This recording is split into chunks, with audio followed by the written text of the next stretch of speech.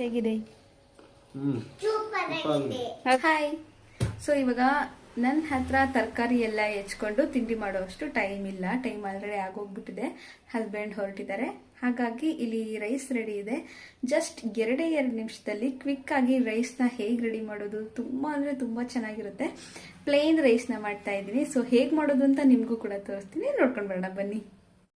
ಮೊದಲಿಗೆ ನಾನು ಇದನ್ನು ಮಾಡೋದಕ್ಕೆ 10 ರಿಂದ 15 ಬೆಳ್ಳುಳ್ಳಿ ಇಳುಕನ್ನ ತಗೊಂಡು ಅದನ್ನು ಈ ಥರ ದಪ್ಪ ದಪ್ಪವಾಗಿ ಜಜ್ಜಿ ಇಟ್ಕೊಂಡಿದ್ದೀನಿ.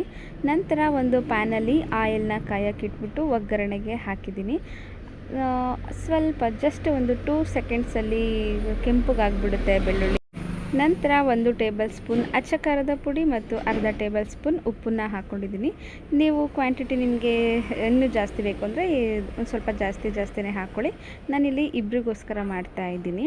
ಇಷ್ಟೇ ಆಗೋಯಿತು. ಇದಕ್ಕೆ ರೆಡಿಯಾಗಿರುವಂತಹ ವೈಟ್ ರೈಸ್ನ ಹಾಕಿ ಚೆನ್ನಾಗಿ ಮಿಕ್ಸ್ ಮಾಡಿಕೊಂಡ್ರೆ ರೆಡಿ ಆಯಿತು. ಲಾಸ್ಟ್ಗೆ ಸ್ವಲ್ಪ ಕೊತ್ತಂಬರಿ ಸೊಪ್ಪನ್ನು ಹಾಕ್ಕೊಂಡು ಮಿಕ್ಸ್ ಮಾಡ್ಕೊಂಡಿದ್ದೀನಿ.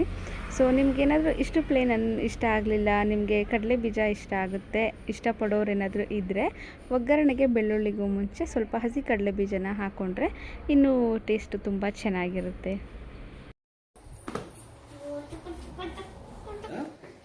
Plain rice.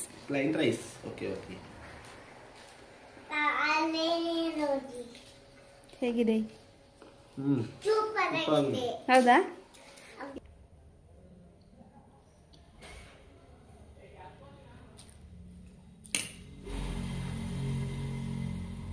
ಗೈಸ್, ನಿಜವಾಗ್ಲೂ ತುಂಬ ಅಂದರೆ ತುಂಬ ಚೆನ್ನಾಗಿದೆ.